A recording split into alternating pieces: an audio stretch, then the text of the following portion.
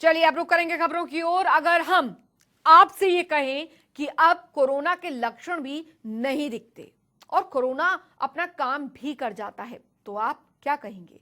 जी हां, देश भर में अब ना दिखने वाले कोरोना की हाहाकार है। इस रिपोर्ट में देखिए कि आखिर कैसे कोरोना साइलेंट वार करता है। कोरोना पहले से भी ज्यादा किलर। कोरोना वायरस ने बदली चाल। अब लक्षण नहीं दिखते, सीधे करता है बीमार। कोरोना का चोरी चोरी चुपके चुपके वाला काल। नए कोरोना को पकड़ना बेहद मुश्किल। कोरोना का साइलेंट वार। सावधान हो जाइए, सतर्क हो जाइए, क्योंकि कोरोना अब और खतरनाक हो गया है। अब कोरोना ने अपना चोला बदल लिया है।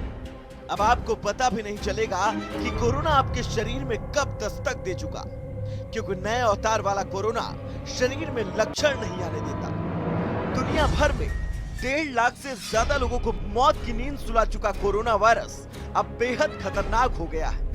कोरोना अब उस दुश्मन की तरह है जो ना दिखाई देता है और ना ही सुनाई।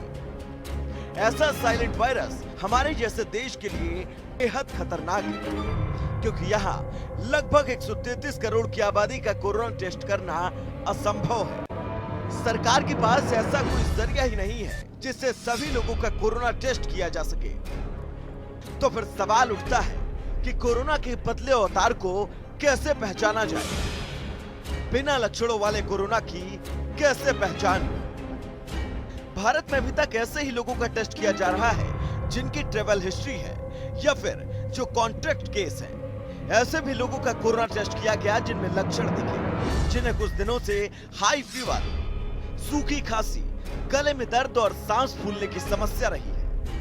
ऐसे लोगों को क्वारंटाइन भी किया गया या फिर अस्पतालों में उनका इलाज किया जा रहा है। लेकिन अब भारत का दुश्मन बिना लक्षण वाला कोरोना है। जो लोग ये सोच रहे हैं कि उन्हें कोई लक्षण ही नहीं है, वो इस वायरस से बचे हुए हैं, क्योंकि स्वास्थ्य मंत्रालय ने भी ये मान लिया है कि बिना लक्षण वाले कोरोना से और भी ज्यादा खतरा है। स्वास्थ्य मंत्रालय की ताजा रिपोर्ट ये बताती है कि देश में मिल रहे कोरोना के मरीजों में से 80% ऐसे हैं जिनमें कोरोना के कोई लक्षण नहीं मिले। सिर्फ 20% लोगों में ही कोरोना के लक्षण मिले हैं। अब ऐसे में अगर साइलेंट कोरोना से जंग जीतनी है तो हमें पहचान का एक पैमाना सेट करना पड़ेगा। लेकिन ये कैसे मुमकिन होगा? स्वास्थ्य मंत्रालय भी ये मान चुका है कि जांच के तौर तरीकों को बदलना पड़ेगा।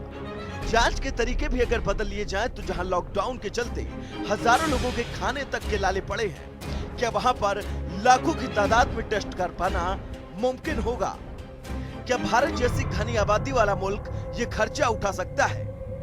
आईसीएमआर के डिपार्टमेंट हेड रमन कहते हैं कि कठिन चुनौती है, लेकिन मुश्किलों से ही नए रास्ते निकलते हैं। दिल्ली में तो रैपिड टेस्ट की बात भी कर दी गई, जिससे साफ है कि दिल्ली की मुश्किलें बढ़ गई हैं, क्योंकि जिसने दिल्ली सरकार को बेचैन कर दिया था वो बिना लक्षण वाला कोरोना ही था। तो जितनी ज़्यादा हम टेस्टिंग करेंगे उतनी ज़्यादा हम कोरोना को रोकने में कामयाब होंगे। ये दूसरे देशों में भी, जैसे साउथ कोरिया सबसे कामयाब माना जाता है, साउथ कोरिया ने भी यही टेक्निक अपनाई थी कि ज़्यादा से ज़्यादा टेस्टिंग की थी। अब दिल्ली के अंदर भी हम खूब टेस्टिंग करने वाले हैं। सिर्फ हिंदुस्तान ही नहीं, दुनिया के कई मुल्क नतमस्तक हैं इस साइलेंट कोरोना से। बस दुनिया लाशें गिन रही है, जिनकी संख्या लगातार बढ़ती जा रही है और कोरोना लगातार अपने पैर पसार रहा है। और यही डर है कि लोग घरों में दुबकने को मजबूर हैं। ब्यूरो रिपोर्ट, जनता टीवी।